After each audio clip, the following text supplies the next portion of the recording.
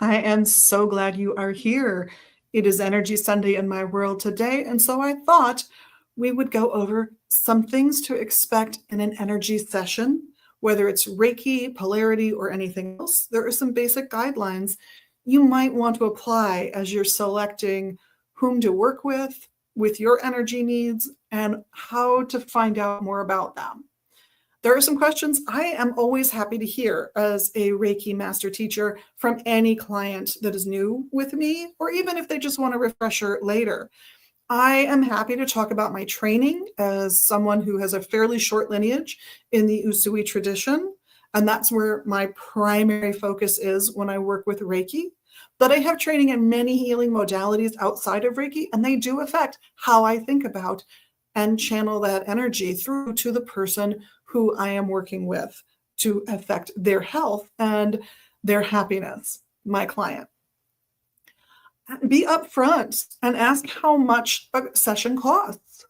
A session with me at 30 minutes starts at $60, but my sessions are available in 30-minute, 60-minute, 90-minute increments. So they go from $60 to $150 a session. At $2 a minute, pretty good rate, really. And I like where it's at right now. That said, I am happy to work with folks. How many sessions should you have? Well, I'm happy to do one session and one session only. That doesn't bother me in the least. But to get the most out of it, I recommend a little bit of a kickstart.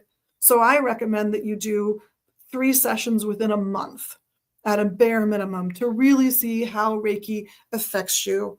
And I do recommend a retune at 6 weeks, whether you do 3 sessions in a month or not. The reason for the retune at 6 weeks has nothing to do with my Reiki training. It has to do with the psychology of healing and what studies have shown when we change some habits for our betterment, and how the people, even people who really support us and want us to succeed in what we're doing, can push back even unconsciously or subconsciously at about the 6-week mark. So it helps to just get a reinforcement, even if it's a 30-minute appointment at the 6-week mark, if nothing else. So those are my recommendations for appointments. And we can get into more of that another day if you'd like. And I am using a list of questions in a pretty good introductory book on Reiki. What's the format for sessions? Well, for me, when I work with someone, usually I have them lay down on a massage table. They can have a sheet over them or a sheet and a blanket over them, depending on how warm or cold they feel. Shoes off is my recommendation. But other than that, you remain clothed, and I am going to touch you fairly minimally. I am a hands-over Reiki practitioner rather than a hands-on Reiki practitioner. It's the energy that's doing the work, not my hands. So touch is not necessary unless I'm going under, say, your shoulder blades or your head and neck.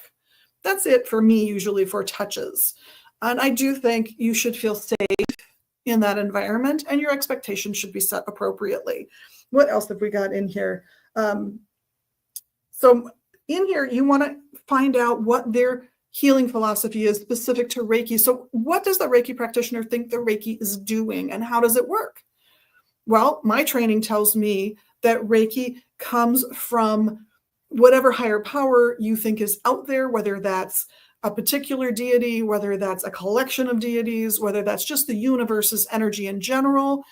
It's coming through the Reiki practitioner and being channeled to the individual. Can you access that energy? Yes, you can. What's the difference between you doing it and a Reiki practitioner doing it? Well, a Reiki practitioner should be at least 2nd or 3rd degree Reiki person. There's 1st, 2nd, and 3rd degree.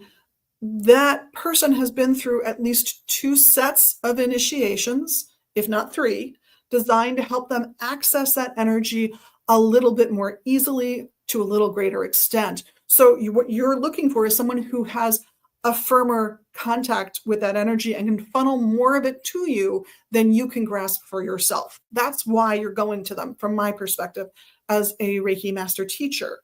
So, which is why, and we covered this last week, anyone who tries to access that energy negatively negates their initiations and loses their Reiki practitioner abilities. Frankly, it's just doesn't work anymore. What's expected of the client? I expect the client to let me know if anything's going on for them during the session. So I want to hear if you have a discomfort, if you have a little question, if anything pops into your head, I'm happy to hear about it. I am also happy with silence. They're all good.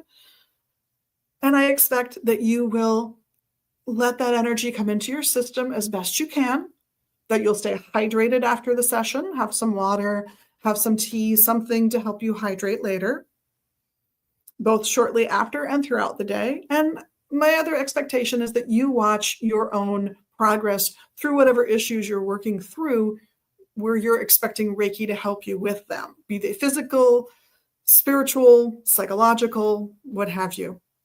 But these are a few of the things I think it's a good idea to talk with a Reiki practitioner about even before that first appointment. And I think that they should be happy to talk to you for 15 or 20 minutes answering those questions for free.